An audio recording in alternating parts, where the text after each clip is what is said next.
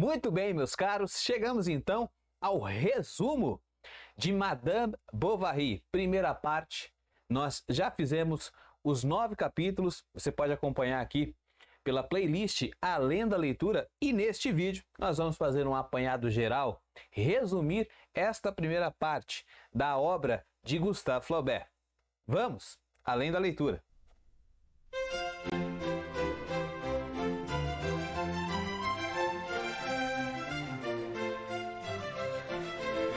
Sejam muito bem-vindos ao canal, sou o professor Juliano Muniz e convosco iremos juntos aprofundar a nossa leitura, aprofundar o nosso entendimento desta obra monumental, Madame Bovary. Vou pegá-la aqui, está aqui na minha biblioteca. Aqui.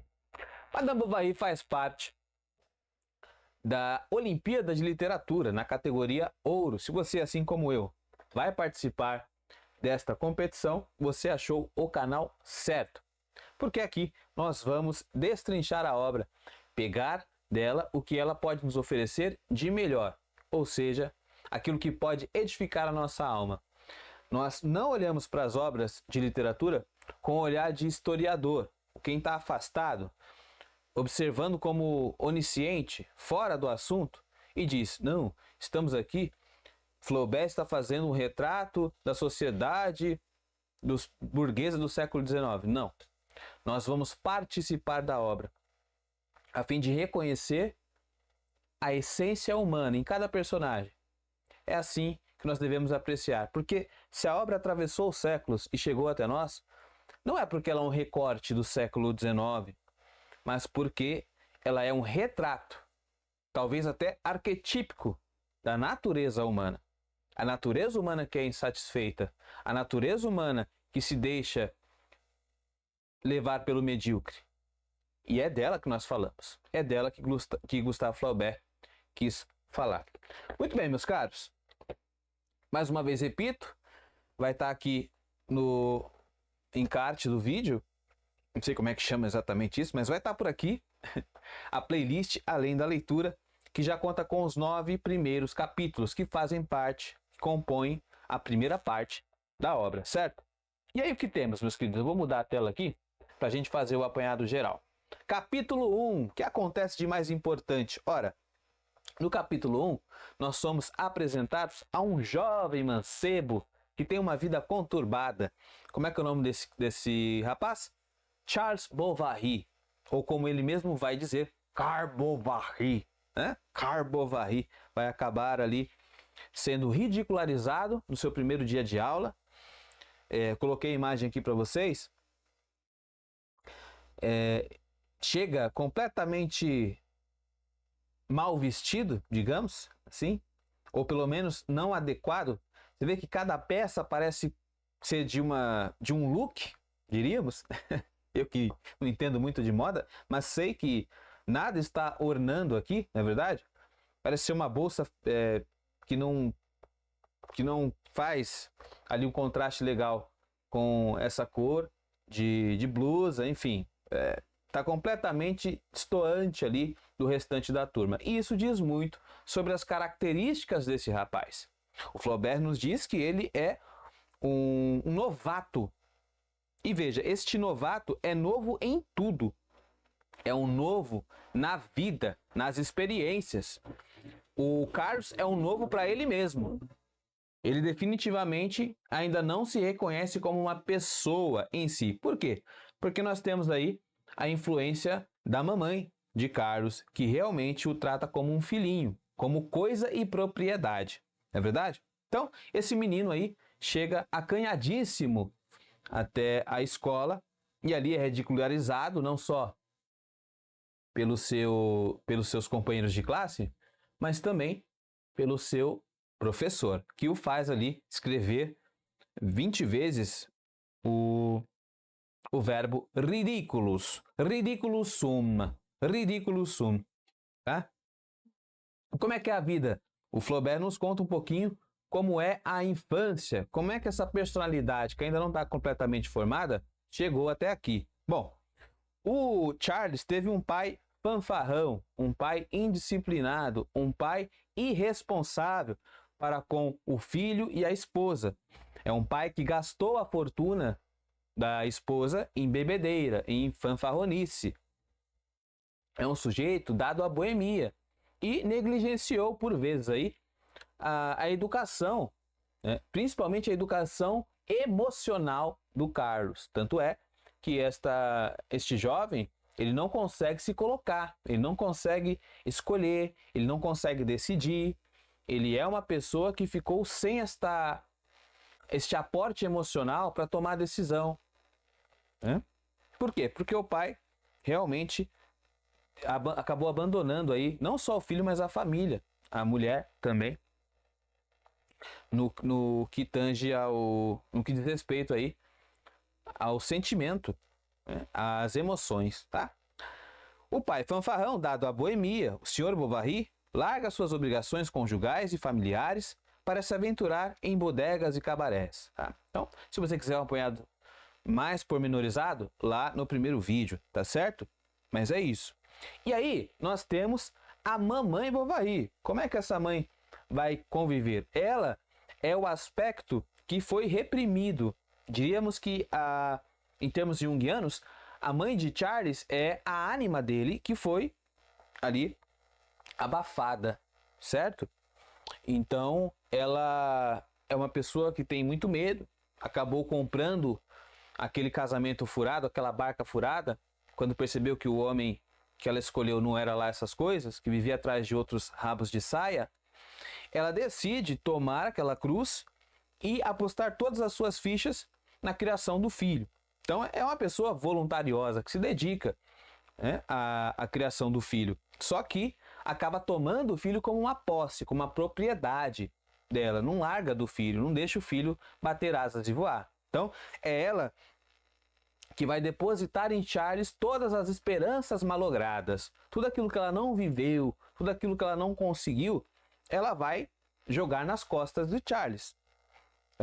A mãe de Charles amou até quando aguentou, realmente. Vítima da ignorância do marido, viu sua vida e seu amor passar como um relâmpago, de promessas encantadoras ao realismo catastrófico.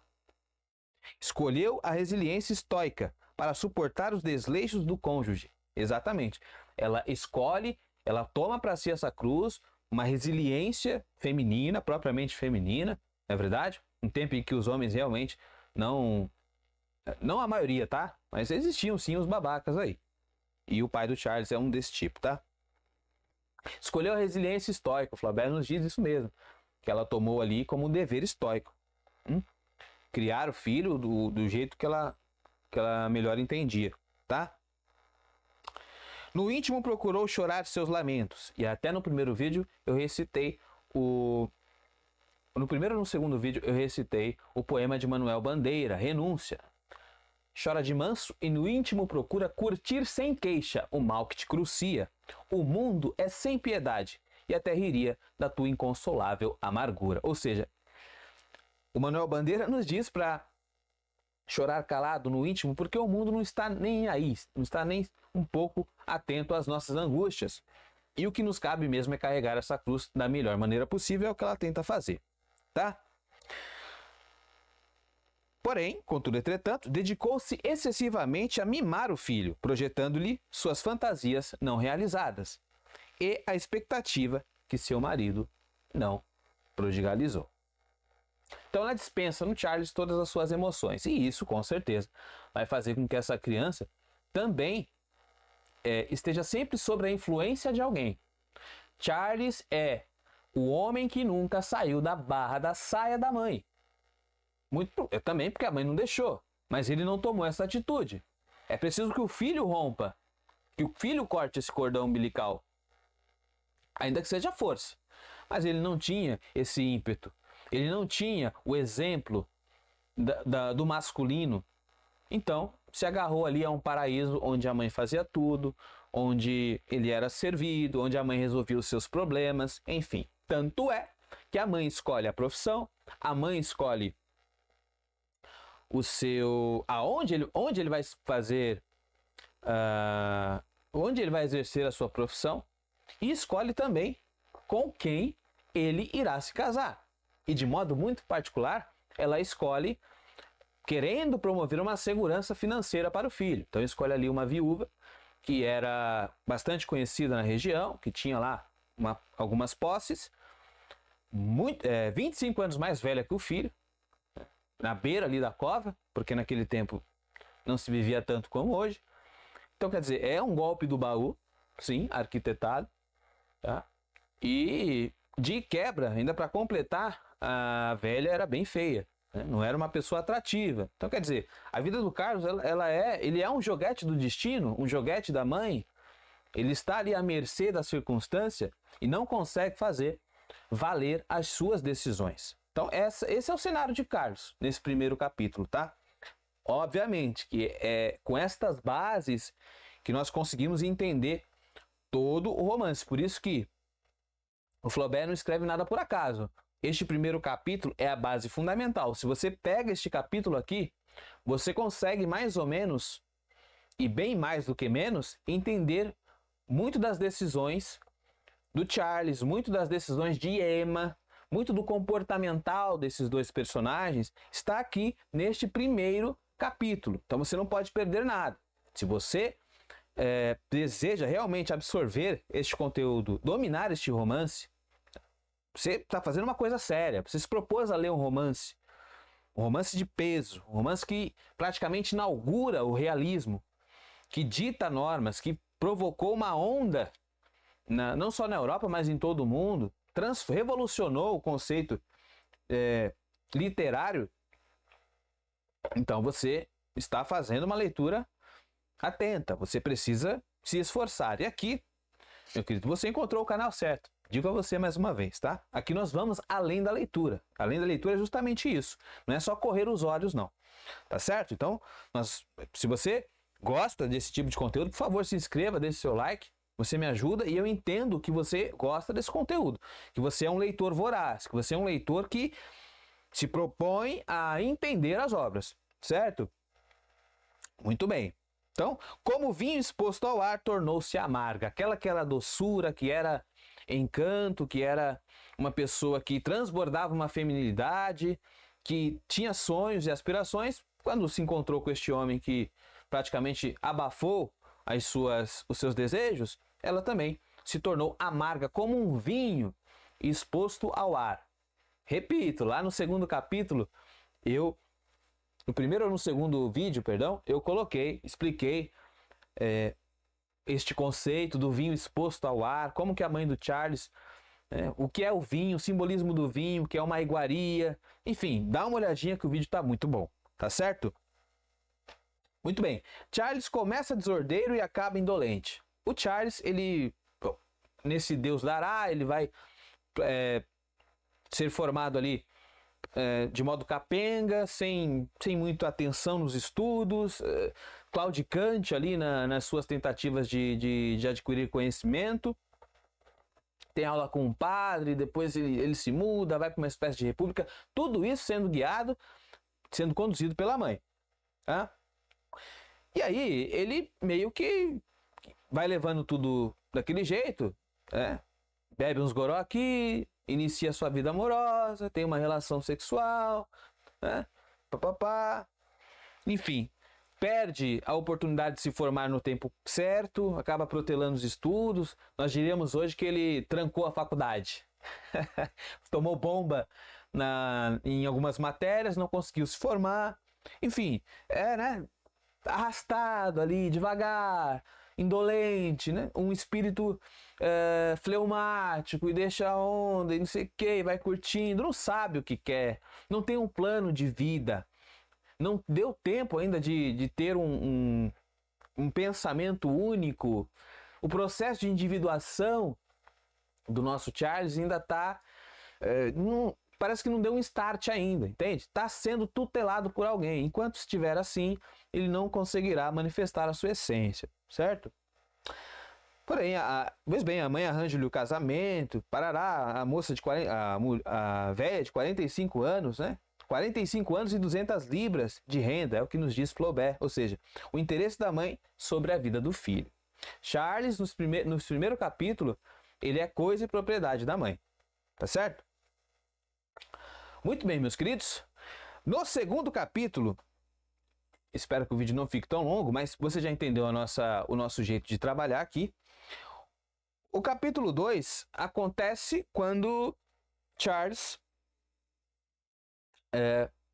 recebe uma convocação. O Charles, ele volta ali formado, já estabilizado, casou com essa mulher aí. Já é famoso ali na redondeza, porque eles moram numa vila, uma espécie de condado, onde todo mundo se conhece. E médico só tem Charles, tá? Ali em Tostes. Só tem Charles. E aí, meu querido, ele recebe um chamamento e parte em direção a uma fazenda em que tem um homem lá que quebrou a perna. Então vem ali um dos criados desse homem, que parece ter algumas posses, e diz: olha, o meu patrão quebrou a perna, precisa da sua ajuda. Então o Charles parte ali a cavalo em direção a essa fazenda. E é lá que ele se encontra com quem? Com Emma Bovary. É neste capítulo que Emma nos é apresentada. Nós temos contato realmente com aquela que dá nome à obra, a Madame Bovary. E quais são as características de Emma Bovary? Que não é Emma Bovary ainda, hein? Tá? Não casou com Bovary. Emma apenas. Qual é Emma Rouault? Emma Rouault. Quais são as características dessa Emma Rouault? Bom, ela é uma moça, uma menina que arrebata o coração do Charles. Uma moça simples, que está ali sendo coisa e propriedade de quem? Do pai. Coisa e propriedade do pai. Veja, esses dois personagens são órfãos de órfão de mãe, que é a Emma, e o outro, o Charles, é órfão de pai, ainda que vivo. Ela vive com o pai Rouault. O pai Rouault é um sujeito que só pensa em posses. É um sujeito materialista. É um sujeito que só pensa em posses e que, no fundo, você, quando for ler, e eu falei disso no segundo capítulo, por favor, repito, se você quer uma análise mais profunda ainda, é só acompanhar a playlist, além da leitura. O pai da Emma, ele é um sujeito que queria ter um filho. Por quê? Porque ele queria que o filho tomasse conta da fazenda, que fosse um agricultor assim como o pai é. Já a Emma não satisfaz essas esperanças, essas ilusões do pai, porque ela é uma menina mais sofisticada, ela tem um espírito mais investigativo das coisas, das emoções. Ela tem um temperamento um pouco mais melancólico, mais retraído, mais profundo. E o pai acha que aquilo não vai dar em lugar nenhum, não vai obter nada com aquilo. Então ele fica desgostoso. E até tem uma cena no romance que o Flaubert nos diz isso. A cena que ele está se despedindo da Emma, quando Emma está recém-casada ali, e ele fala: puxa, lembro-me de quando peguei a mãe dela e tal, eu estava grávida também, o nosso filho teria tantos anos. Ou seja, ele esperava também uma realização. A obra de Flaubert, ela é uma agulha que vai estourando vários balões, que são o ego dos personagens. Então, você vai perceber isso também, tá? Então, quem é Emma? Emma, ela é criada pelo pai, ela é coisa e propriedade do pai, tanto é que o pai vê Charles, vê ali a relação entre os dois e acaba entregando a filha de vez, se livrando da filha, como Flaubert nos diz escancaradamente. Se livra da filha. Ele viu no médico uma oportunidade de se livrar da filha. Bom, o Charles cura ali, faz ali o tratamento com o velho Rouault. O velho Rouault fica são da perna. Só que o Charles, encantado com a menina, começa a frequentar ali a casa dos Rouault. Dia sim, dia também. Entendeu? Dia sim, dia também. O nosso querido Charles está por lá. E aí, obviamente, que o coração dele fica enternecido pela jovem. Ela não é inocente de tudo. Ela não é arrebatada pela paixão, não. Ela meio que também vê uma oportunidade de, meter o pé da fazenda do pai. Tá? Ela não é inocente de tudo. Ela que toma a iniciativa. Haja vista que o Charles é um molengão. ela toma a iniciativa de se aproximar, faz um brinde com ele, aquela coisa toda. Ela que meio que promove também essa aproximação, tá? Bom, Emma é educada nos conventos e provoca, e como ela tem um fino trato, uma conversa muito boa, ela provoca o ciúme da mulher, da primeira mulher de Carlos, que ainda não morreu, tá? Abre aspas para a mulher do Carlos. Lá havia uma pessoa que sabia conversar. Por quê? Porque por mais que tenha algumas posses, a mulher do Carlos faz parte de uma outra geração. Quer dizer, é mais rústica, não tem um fino trato ali com o próprio marido. A relação de marido e mulher dos dois é muito fria. O Charles é quase um cuidador da senhora Dubé, tá? Muito bem. A Heloísa, né? Heloísa faz Charles jurar que não mais irá visitar os Rouault. Ele obedeceu, mas a força de seu desejo violento protestou contra o servilismo. É a primeira vez, e talvez a única, que você vai ver o Charles se levantar e desobedecer, sei lá, dar vazão ao que realmente deseja. Isso é muito interessante de você observar. Tá? Ele diz não e continua indo ali na casa dos Rouault. Bom, a mãe e a nora se unem para podá-lo, como duas facas, exatamente. Nesse ínterim, a mãe e a mulher, né, ficam ali podando o Carlos, podando, impedindo que ele se realize, sobressaia, externalize a sua individualidade. Muito bem, mas o golpe do baú acaba funcionando, realmente. Meio que sim, meio que não. Por quê? Porque a mulher morre, tá? Só que ela morre sem deixar muita coisa para o Carlos. Na verdade, deixou até dívida, tá? E aí o próprio pai do Charles diz assim, nossa, mas demos um golpe aqui furado, né? Não rolou. Quem deu o golpe, na verdade, foi a senhora Heloísa, a velha que ali precisava de cuidado, sei lá, quis viver a juventude do meu filho, aquela coisa toda. Ele dá uma aqui de protetor dos animais, caso que ele não fez a vida toda. A morte de Heloísa, ela afinal o amara. Realmente, por mais feia e carcomida que estava, a véia amava o Charles de alguma forma, tá? Muito bem, capítulo 3. O Charles vive o luto. Pois é, meus queridos, por mais que ele não tivesse ali uma relação caliente, quente com a mulher, né? Não fosse ali uma paixão arrebatadora, mas enfim, todo luto é luto, ele sente muito a morte dessa esposa, tá? E aí ele é consolado no terceiro capítulo, logo no começo do terceiro capítulo, ele é consolado pelo pai da Emma, que já está arquitetando ali a dispensa da filha. Ele quer, meter o pé na busanfa da Emma, pobre Emma, e soltá-la na mão do Charles. Diz o pai Rouault, é a sorte que nos espera, meu filho. Aquela coisa, né, que nós dizemos quando alguém falece, olha, é assim mesmo, isso acontece, é a vida, e parará, pererê, pererê, pandura. Acaba recebendo ali as condolências também da Emma, aquela coisa toda. E nessa hora, o prazer da liberdade desponta um pouquinho no Charles. Ele sente que está um pouco mais leve. E realmente, agora que ele está estabilizado, a fama dele ser um bom médico, ele não é propriamente um médico, ele é uma espécie de enfermeiro-chefe, tá? Esta fama dele ser ali uma pessoa que sabe curar ali, na medida do possível, as pessoas com as suas doenças ali corriqueiras, ele acaba ganhando uma fama, tá? E agora ele tá solteiro, quer dizer, é o princípio de liberdade que ele nunca teve. Ele ganha o próprio dinheiro, tem a sua casa, não tá morando com a mãe, aquela coisa toda. Só que essa liberdade acaba rápido, né? Porque ele realmente não consegue se impor, tá? Então ele comemora até que pode acordar a hora que quer e mudar a refeição, tá?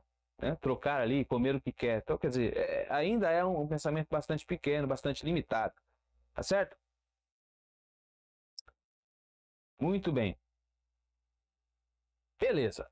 Mais à frente, o pensamento de Emma começa a vagabundear. O Charles começa a perceber, é o que nos diz Flaubert, que Emma tá falando de uma coisa, depois ela começa devagar, e de repente ela tá lá em Marte, falando de coisas suntuosas, e ali algo contrasta muito com a sua realidade, contrasta muito com o que ela está fazendo, com a simplicidade da casa, né? Então, você já vai percebendo que ela é uma pessoa fantasiosa, e fantasia muita coisa, certo? Deixa eu mudar a imagem aqui e colocar Emma Bovary.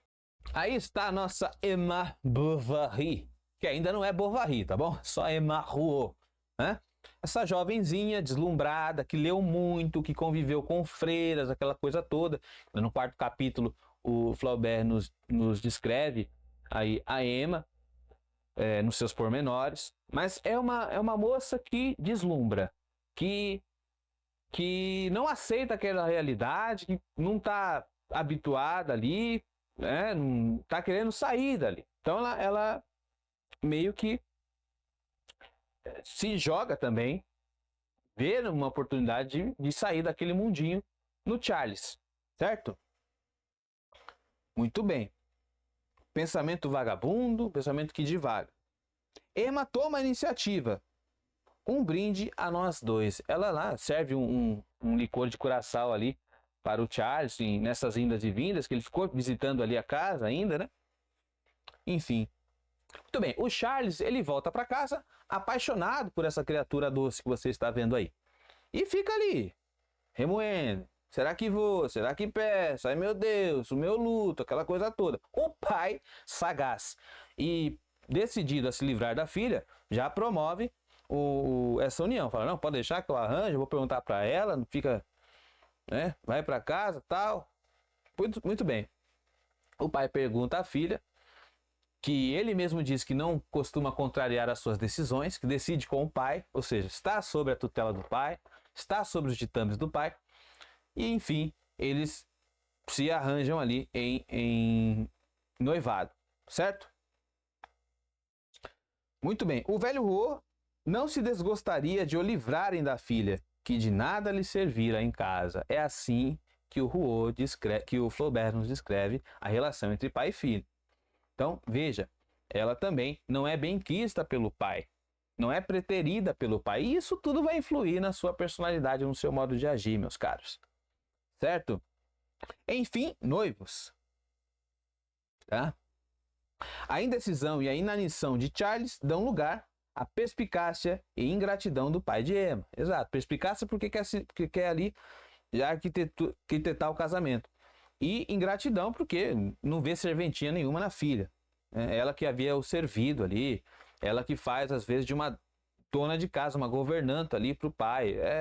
No capítulo, e se você voltar aqui na playlist, você vai ver. Isso está no capítulo 3. Capítulo 2 e 3, certo? A vida do pai Rouault é sinônimo do estilo da vida do pai de Charles. Exato. Ele é um pouquinho menos safadão, vamos dizer assim, mas também é um senhor que negligenciou e muito o cultivo do espírito, a personalidade da filha, o cuidado com a filha. Certo, meu querido?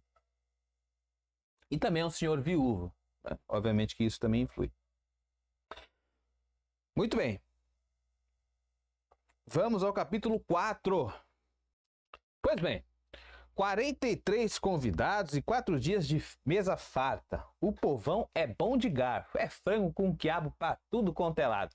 E aqui a primeira ilusão perdida da nossa Emma, que imaginava um casamento como uma coisa suntuosa, um palácio, um castelo. Afinal de contas, ela era uma leitora, né, ainda que superficial, dos romances da época. Então, o casamento era o ápice da vida de uma mulher, o ápice da realização de uma festa, era um acontecimento muito marcante. Até hoje não é verdade?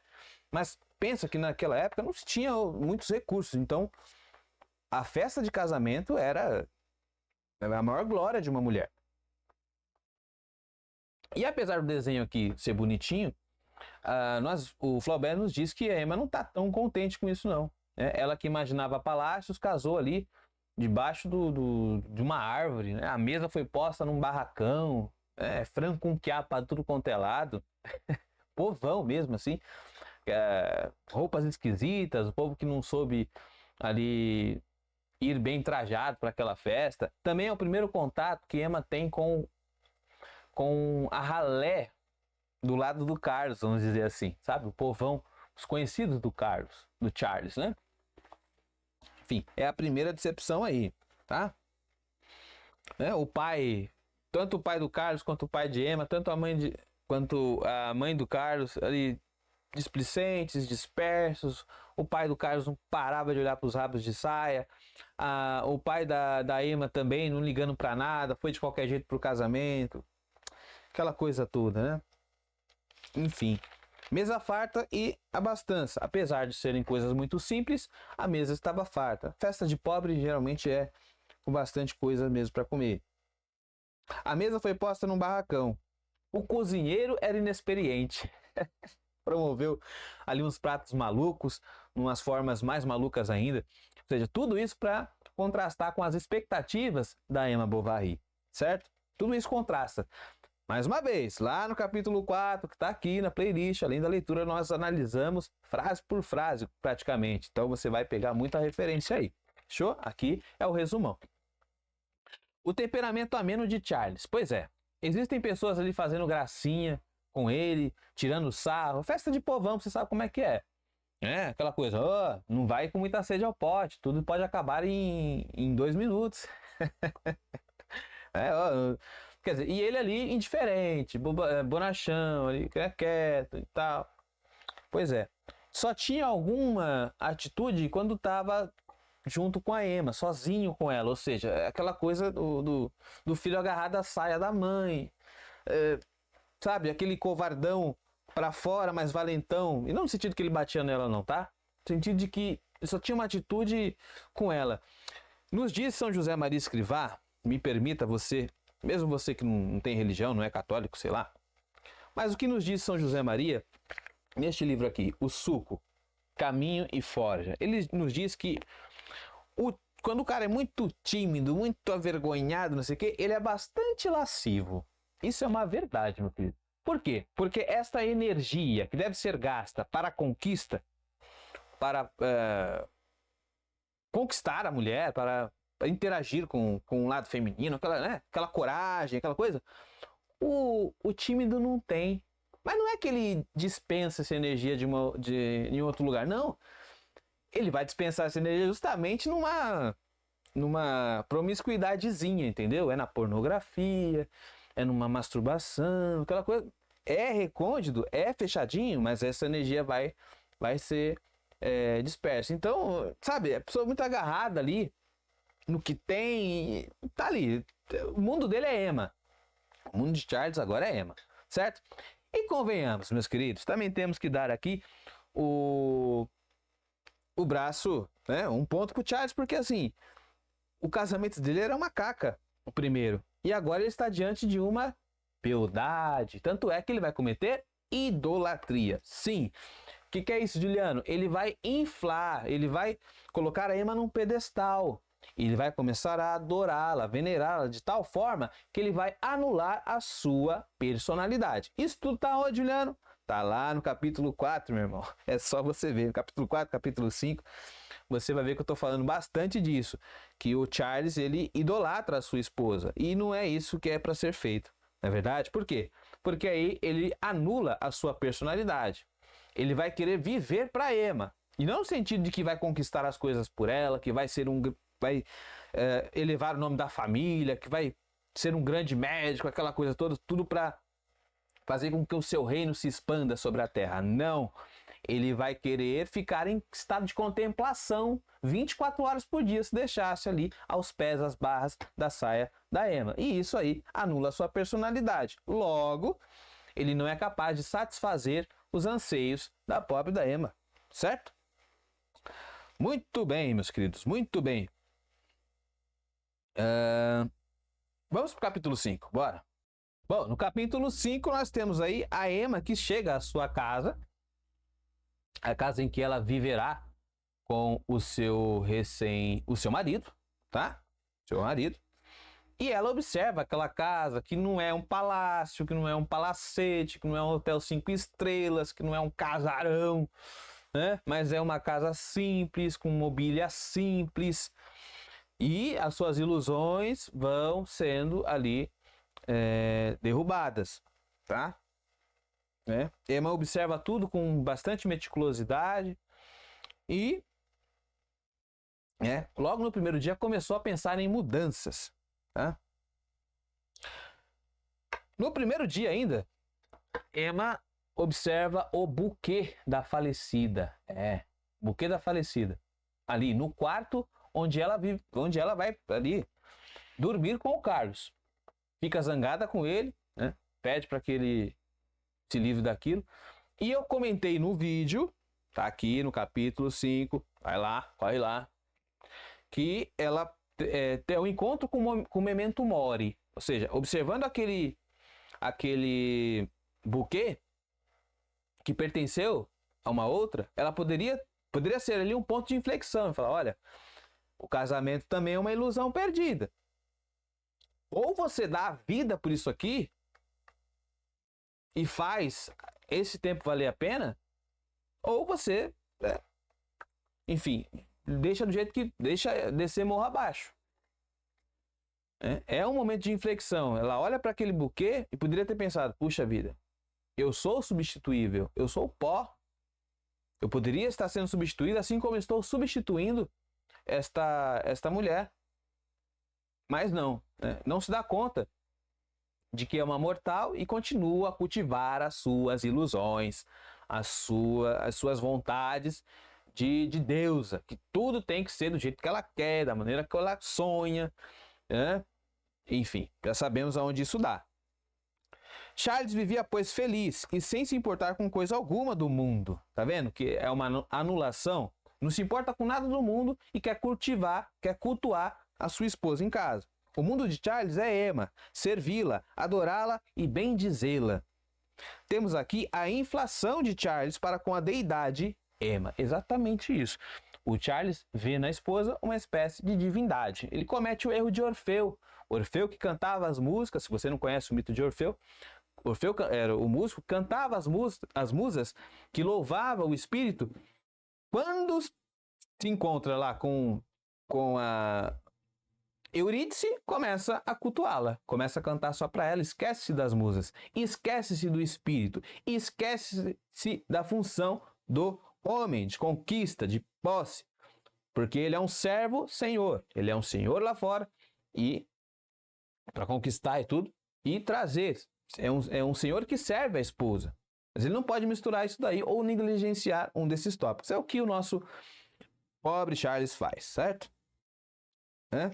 Um homem não pode querer realizar-se na mulher, como quem abdica da vida masculina, sem que a idolatre, sem que a coloque no pedestal. É justamente o que ele faz, certo?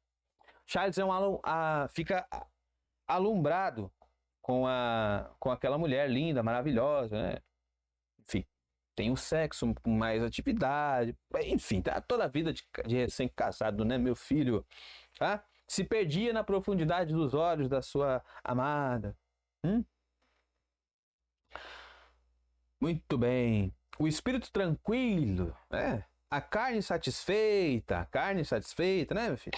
Ia ele ruminando a sua felicidade. Até ali, que sabor tivera de uma vida, agora possuía para toda a vida aquela mulher bonita. Olha só, né? Agora ele tem uma mulher definitivamente bonita, bela, que ele pode ali satisfazer, realizar-se no casamento. Repito, realizar-se no casamento não pode ser um ideal masculino, pode ser um ideal feminino. A mulher pode se realizar no casamento, porque ela tem todas as prerrogativas para isso. O homem não. Ok? Isso é assunto que está lá no vídeo 5. Para ele, o mundo não ia além da sedosa circunferência das suas saias. Olha aí, meu querido. O Carlos ele parou diante da Edonê. Não existe lá no mito do Hércules? Edonê e Areté? O Charles é aquele sujeito que para diante da Edonê, diante do prazer, diante do paraíso, né? Que ele encontra ali e para, não quer fazer mais nada. Pois é. Homens que foram tragados pelos laços amorosos. Falei disso lá no vídeo 5, corre lá, tá aqui a playlist. Sansão, Davi, homens ilustres. São Davi, quem mais? Salomão, Aquiles, o próprio Orfeu que eu citei aqui, Paris com Helena, enfim, né? Homens que poderiam ter produzido muito fruto, mas que pararam diante das beldades, né, meu querido? É isso aí, você também tem uma história para contar que eu sei, tá? O que de fato torna a vida do homem almejada, no sentido profundo da palavra? Bom, isso tudo está sendo tratado lá no capítulo, lá no vídeo 5, corre lá, tá? Bom, o resultado dessa idolatria toda é que o Charles ele acaba ficando pegajoso, enchendo a paciência da Emma com as suas carícias, né? Não tem novidade mais, sabe? Ela fica enfastiada daquilo. Não tem a suntuosidade, não tem a fantasia, a surpresa, né?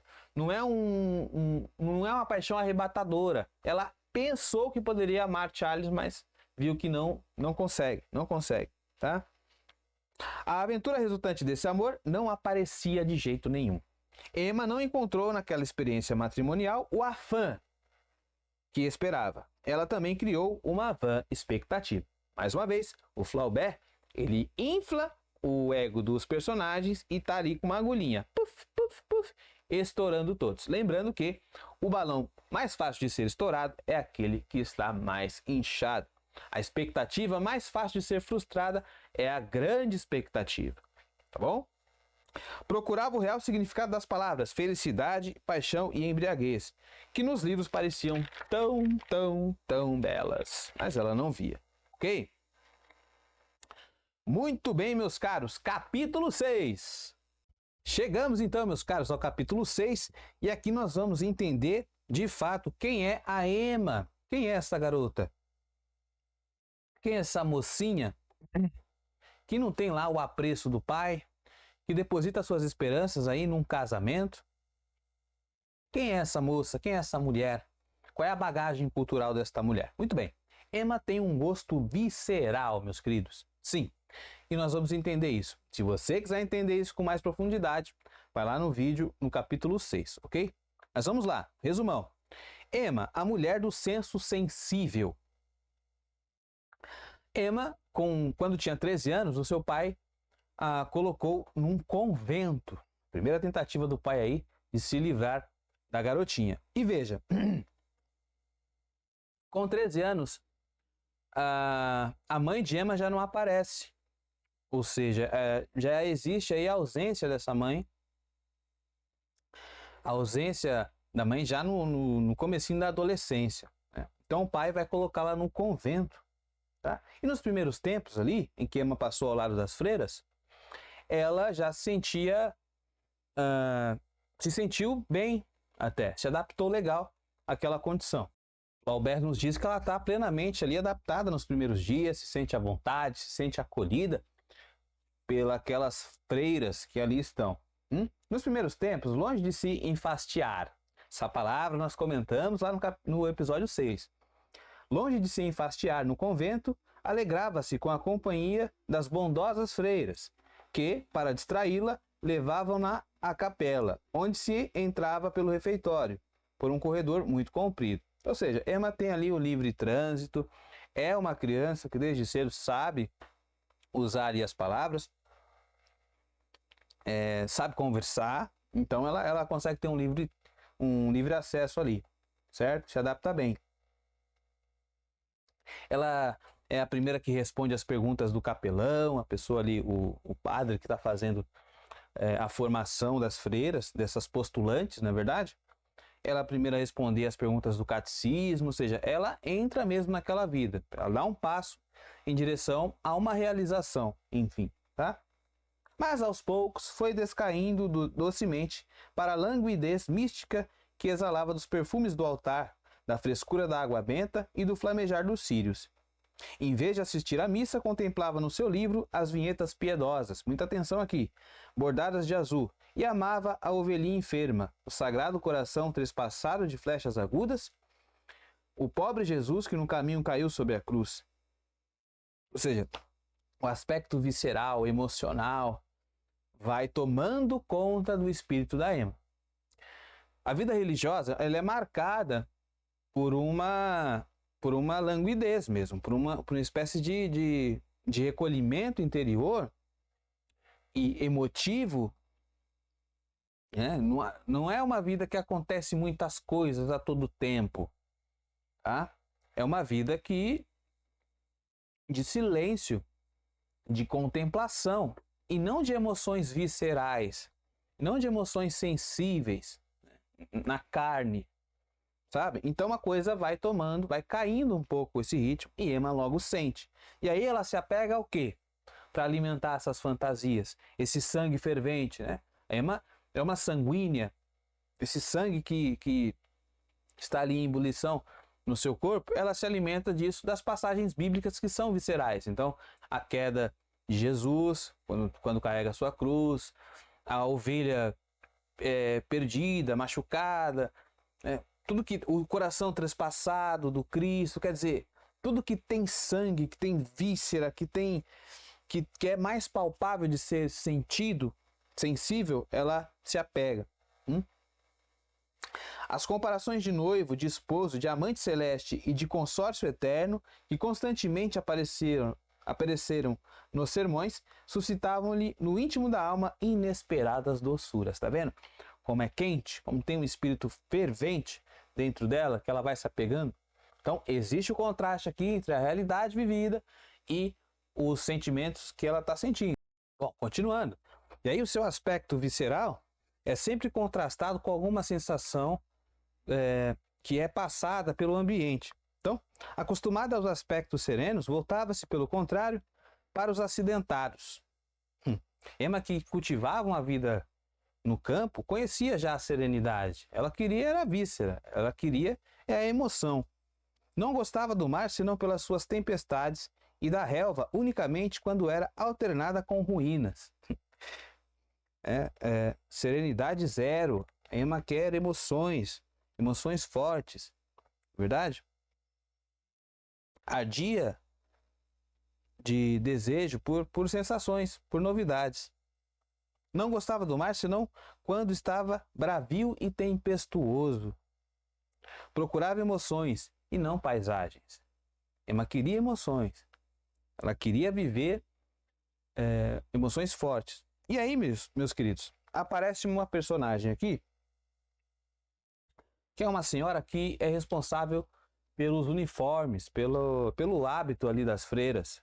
E ela não é religiosa, mas é uma pessoa que tem livre acesso por conta enfim, ter esse talento, esse dom ali para costurar, e acaba conversando com as freiras na hora do almoço, na hora do lanche ali.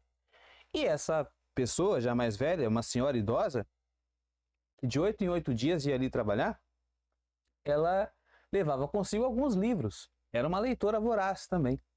E gostava dos livros mais, não tão religiosos, se é que você me entende. E começou ali a discutir com as meninas, conversar, emprestava livros para as noviças e tal. E contava histórias, falava sobre novidades. Vamos ler aqui no Flaubert. Contava histórias, trazia novidades, levava recadinhos para fora e, em segredo, emprestava às mais crescidas algum romance, que levava sempre no bolso do avental e do qual ela própria devorava capítulos inteiros nas horas vagas. Era só amores, amantes, damas perseguidas que desmaiavam em pavilhões solitários, postilhões assassinados nas estações de muda, cavalos rebentados em todas as páginas, florestas sombrias, perturbações do coração, juramentos, sonhos, quer dizer, toda uma fantasia. Mais uma vez, o contraste entre a monotonia do convento, a languidez das imagens, o mármore frio e pálido, com essas emoções que estão aqui fazendo a cabeça dessas meninas através desses romances, certo? Então isso vai influenciar muito, vai formar o imaginário de Emma, tá? Quanto às suas aspirações. Emma sujou as mãos no pó dos velhos gabinetes de leitura. Mais tarde, com Walter Scott, apaixonou-se por coisas históricas. Sonhou com armários, salas de guardas e menestréis. Quisera viver em algum velho solar, como aquelas castelãs de corpetes compridos que sob os ornatos das ogivas passavam os dias, com o cotovelo apoiado ao peitoril e ao queixo na mão. À espera de ver surgir do extremo horizonte algum cavaleiro de pluma branca, galopando num cavalo preto, ou seja, tendo contato com esse tipo de romance, com esse tipo de literatura, ela começou a fantasiar que um dia seria tirada dali por um cavaleiro que viria num cavalo branco, aquela coisa toda, né, que ainda hoje eu e você caímos. Falava lá no vídeo número 6, se você dá uma olhada lá para você ter o pormenor deste capítulo, que é muito interessante, tá? Então assim, ó, sujou as mãos no pó dos velhos gabinetes de leitura, ou seja, ela fez uma leitura superficial, coisa que nós não fazemos aqui. Ela fez uma leitura superficial dos romances. Como eu falei lá no episódio 6, citando Goethe. Goethe, quando escreveu o Werther, quando ele escreveu Os Sofrimentos do Jovem Werther, muitas pessoas se suicidaram seguindo o exemplo do personagem. Mas é óbvio que Goethe não queria que Werther fosse um start para que as pessoas, para os jovens se matarem. Obviamente que não. Um exemplo disso, claro que não. A morte que Goethe queria que os jovens fizessem era uma morte simbólica, de matar uma juventude que é apressada nos sentimentos, que não calcula as suas ações, as suas tomadas de decisões, que não vê que essa impetuosidade, sem controle, sem razão, sem discernimento, pode levar, sim, a uma vida sem graça, uma vida trágica. Ou seja, Goethe queria a morte desta pessoa que vive em todos nós. E não a morte real daqueles adolescentes, que, afinal de contas, infelizmente acabou provocando. Tá? Ou seja, uma leitura superficial, você toma como literal a coisa. E aí você perde o senso da proporção das coisas, certo? É o que acontece aqui com Emma. De modo que mais à frente você vai ver que a vida vai estar resumida nessas fantasias. A vida dela está toda resumida nessas fantasias. De modo que, se essas fantasias não se realizam, parece que ela não está vivendo uma vida real. Certo? Muito bem, meus caros. Então, ela queria viver uma vida ali entusiástica pelas mulheres ilustres ou até mesmo infelizes, mas que acontecesse alguma coisa visceral na vida dessa mocinha, certo? Muito bem.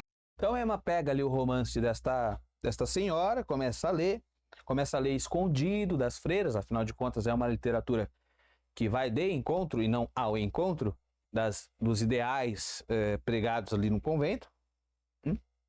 E aí nos descreve Flaubert de uma de suas leituras. Veja, o abajur do candeeiro pendurado à parede sobre a cabeça de Emma iluminava todas aquelas cenas mundanas que passavam diante dela, uma após outras, no silêncio do dormitório, e o rumor longínquo de alguma carruagem que ainda rodava pelos bulevares. Ou seja, ela faz daquela leitura sinônimo de vida, sinônimo de aventura, sinônimo de uma realidade fantasiosa. Flaubert nos diz até aqui, fantasmagoria das realidades sentimentais. Realmente o aspecto sombra aqui dos sentimentos, diria Jung, certo? Em termos jungianos. Pois bem, mas a característica desse capítulo que eu falei no vídeo 6, corre aqui na playlist, além da leitura você vai ter esse capítulo pormenorizado, é o enfastiamento. Emma se enfastia de tudo, inclusive desses romances, inclusive dessa vida de ficar apenas lendo. Ela se enfastiou do convento, tá? Mas não querendo confessar para ninguém que estava ali desgostosa, continuou por hábito e por vaidade. Vaidade também é uma característica da nossa Emma, tá? Bom, e aí ela começa a negligenciar as orações, não pratica mais a religião ali, os combinados religiosos, acaba se perdendo, acaba desrespeitando acaba faltando com seus compromissos, e o que acontece?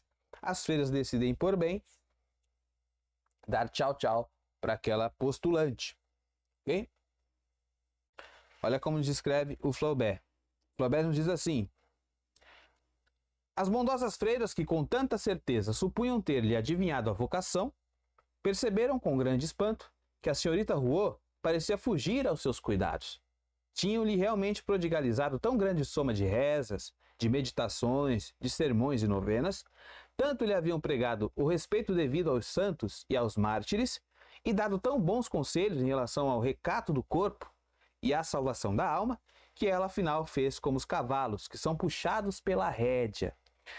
O Flaubert faz essa comparação, e é justamente essa comparação que nos dá a entender o espírito impetuoso de Emma. Mais tarde, ela mesma vai se comparar a um cavalo que precisa ser domado. Então, era como se as freiras tentassem de todos os modos ali, pelo hábito do convento, pela prática das orações, enfim, colocar uma rédea, colocar um cabresto ali naquela mocinha, mas de tanto puxar e puxando com toda a força, perceberam que não adiantava. Ela finalmente estacou como um cavalo, né? Estacou de repente e o freio saiu-lhe dos dentes. Ou seja, está desenfreada, meu querido. Aquele espírito positivo no meio dos seus entusiasmos, que amava a igreja por causa das suas flores, a música pela letra das romanças e a literatura pelas suas excitações apaixonadas, insurgia-se ante os mistérios da fé. Quer dizer, a pessoa gostava da música não pela música, gostava pelas nuances romanescas que sentia. Gostava da igreja não pela piedade, mas pelas imagens, pelas flores. Ou seja, é uma pessoa de espírito visceral, é uma pessoa, diríamos, sanguínea, fogo de palha. Está ali pelo oba-oba, pela novidade, enquanto está quente, ela está lá. Quando a coisa precisa de uma contemplação, de algo mais sereno, mais calmo, ela não consegue ficar. E enfastia-se. Certo, meus queridos? Pois muito bem, ela volta para casa, tá? E, enfim, contra a disciplina do convento, né? Que era basicamente antipática à sua condição. Emma não é uma pessoa que, pelo menos por enquanto, não pode ser domada. Por esses espíritos que aparecem aqui, ela não pode ser controlada. Emma, voltando para casa, regozijava-se em dar ordens aos criados. Depois se desgostou do campo. Quer dizer, é sempre um desgosto, sempre um esgotamento, sempre uma emoção passageira, sempre um fogo de palha. Vamos ao capítulo 7. O capítulo 7 começa com uma descrição muito importante para nós.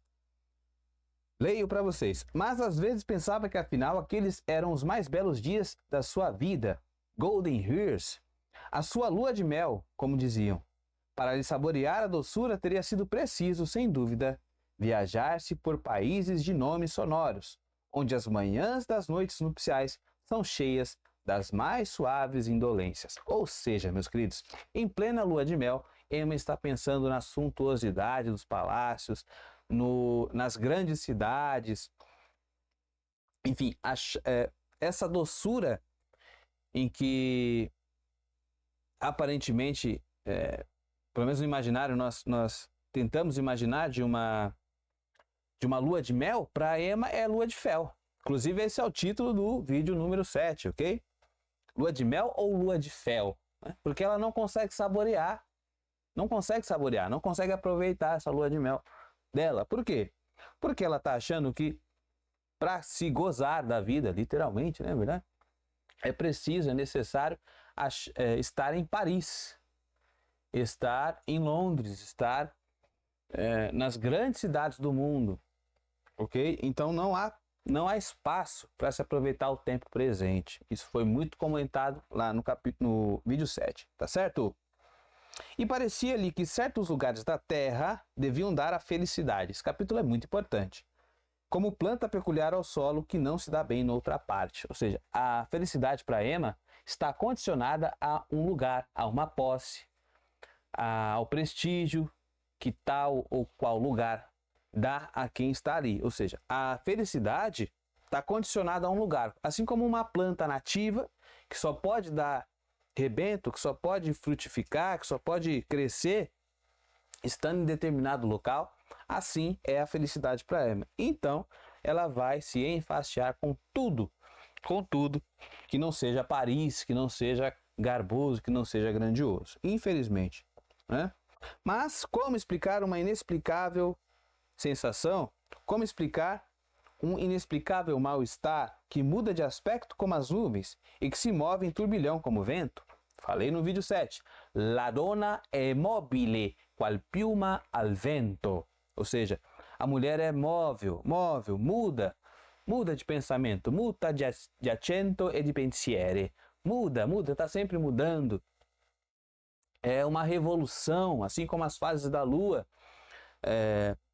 Ela precisa, essencialmente é revolucionário. O espírito feminino é revolucionário. Afinal de contas, ele passa por grandes questões hormonais. A mulher tem as 4 fases da lua no mês, nela, entende? Ela é verão, primavera, outono e inverno. Então tem o seu período fértil, o declínio, né? A mulher é um sobe e desce, por essência. E a Emma eleva isso à máxima potência, vamos dizer assim, até nas suas fantasias, tá? Um turbilhão de emoções. Turbilhão de emoções está ali na mão do Carlos agora aí. Que é, lembra, o completo oposto? Sereno. Sereno no sentido de... Não é nem sereno, né? Ele é bem molengão mesmo. Isso? Muito bem. O Carlos não percebe essa insatisfação da esposa. Para ele, ela é uma divindade. Ele a colocou num pedestal. Ele simplesmente a adora. Ele está numa atitude contemplativa para com Emma, né? E aí ela se revolta com isso. Bom, meu marido não sabe nadar, não sabe esgrimir, nem atirar, ele não pôde um dia nem explicar certo termo de equitação que ela encontrara no romance. Ou seja, ele, basicamente, na visão dela, pessoal, ele não acrescenta coisa alguma à existência de Emma. Coisa alguma. Isso foi bastante debatido lá no vídeo 7, tá? Continua. Um homem não devia, ao contrário, primar em múltiplas atividades, saber iniciar uma mulher nos embates da paixão, nos requintes da vida, enfim, em todos os mistérios, todos esses mistérios que ela acalenta no coração, ela esperava que Charles a iniciasse nesses mistérios, a provocasse nesses mistérios. Então, as mulheres precisam dessa coisa, de ter uma novidade, de ter algum acontecimento na vida. Não pode, a monotonia vai acabar sugando essa energia. Vai ser uma energia não gasta. E aí ela vai revolucionar dentro de casa, meu irmão. E aí, se um dia você aparecer aí com um par de chifres, já sabe. Não é? Que vai ser uma revolução na sua cabeça. Ok? Mas aquele, ou seja, o Charles, não ensinava nada, não sabia nada, não desejava nada. Ele não é um conquistador fora dos muros. Isso foi bastante debatido, veja lá no capítulo 7, pormenorizado no Além da Leitura. Ela às vezes desenhava, e era para Carlos uma grande distração permanecer de pé, vendo-a curvada sobre o cartão. Ou seja, o Carlos ele tem uma atitude para com Emma de contemplação. Ele está diante de uma divindade, uma pessoa a qual ele devota a sua existência. Então, tudo, se a Emma espirrar, para ele é gracioso. E convenhamos, ele vem de uma outra situação, as suas aspirações não são tão grandes quanto as aspirações de Emma, ele está recém-casado, ela é jovem, ela é bonita de verdade, ao contrário daquela velha que ele tinha se casado da primeira vez. Enfim, né? Perdoemos aqui o nosso Adão, certo? Costumo brincar assim. Uma vez me perguntaram, olha, por que você acha que... Pô, o Adão foi burro para dedéu, né? Foi comer lá o fruto que a Eva deu e tal. Eu falei, meu amigo, se fosse eu tinha comido a macieira inteira, né? Por quê? Porque era a primeira mulher, meu chapa. Primeira, fresquinha, tinha acabado de sair das mãos de Deus. Você acha que essa mulher não era bonita? Então, pois é, né? Se fosse eu, teria comido não a maçã, o fruto, teria comido a árvore toda, né? enfim, era a primeira mulher. O que ela não ia conseguir de um homem? Qualquer baranga hoje aí consegue um monte de coisa. Tem gente, né? Enfim. Então pense só. O mesmo acontece aqui com o Carlos. Ele está numa situação paradisíaca. Tá? Então para ele colocou ela num altar. Não tem jeito. Qual é a atitude que se tem diante de uma divindade? Não é de adoração? Então, tá? Por outro lado, Ema sabia governar a casa. Bom, aí, como ele não é essa pessoa ativa, a Ema que vai dominando ali os afazeres domésticos, ela vai gerindo a carreira dele. Ou seja, qual é a figura que fazia isso lá nos primórdios de Charles Bovary? A sua mamãe. Sem querer querendo, Carlos casou com a mamãe. E sem querer querendo, em certos aspectos, Ema também se casou com o pai. Tá? A gente debateu bastante isso lá no episódio 7. Carlos sentia crescer a estima de si próprio por ter tal esposa. Bom, a Ema é bonita, ela sabe lidar com gente de um pouco mais de grife, por conta da sua educação. Então, o Carlos vai ganhando ali uma fama, vai sendo convidado para certos lugares, enfim. A Ema é bonita, a Ema chama atenção, ela é uma pessoa que transita ali com pessoas de alta conta, tá? Então, ele ganha respeito por ter Ema como esposa. Contudo, porém, entretanto, Ema começa a ser uma espécie de governanta da casa, começa a servi-lo demais. Né? Era Ema quem o servia, assim como ela fazia com o pai, servia a mesa, o Carlos comia bastante, comia de modo grosseiro, tem um relacionamento aqui que se faz bem difícil. O Charles é uma pessoa satisfeita consigo mesmo, com o que tem. Afinal de contas, ele atingiu o cume, que é estar diante da divindade, Ema. Agora, a Ema não está nada satisfeita com isso, não sabe falar, não sabe expressar os seus sentimentos, essa insatisfação. Enfim, vai levando, tá? E mais, hein? Aqui no capítulo 7, o Charles ainda é um cara que é mal de cama, meu querido. Ele não comparece, não. Entendeu? Então aí descomplica mais. Pro nosso querido, né? Muito bem, ainda no capítulo 7 aparece novamente a mãe do Carlos, que começa ali a visitar, depois que passou ali um mesinho ali de núpcias do casal, aquela coisa toda, a mãe começa a frequentar a casa e fica, ponto alto aqui da obra também, para a gente entender, a mãe inveja a felicidade do filho. A felicidade do filho causa-lhe dor, uma dor física mesmo.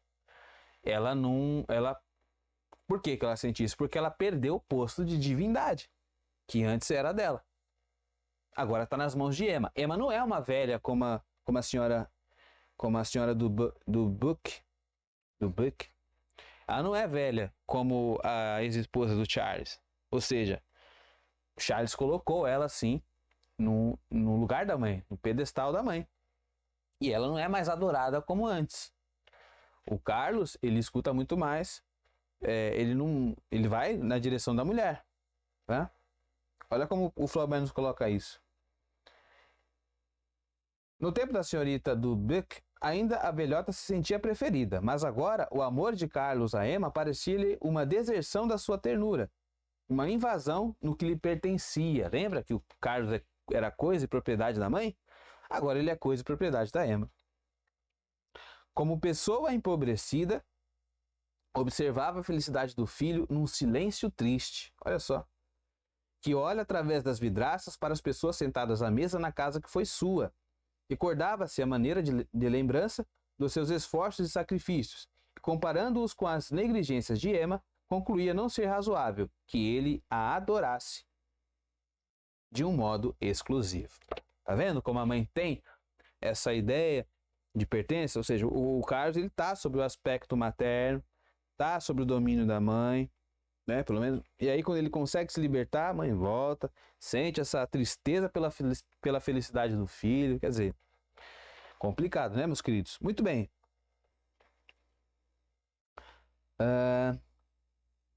Ema, incapaz afinal de compreender o que não sentia, como de acreditar em tudo o que não se manifestasse sob formas convencionais, persuadia-se sem dificuldade de que a paixão de Carlos já nada tinha de excessiva. Cai na rotina, cai na monotonia.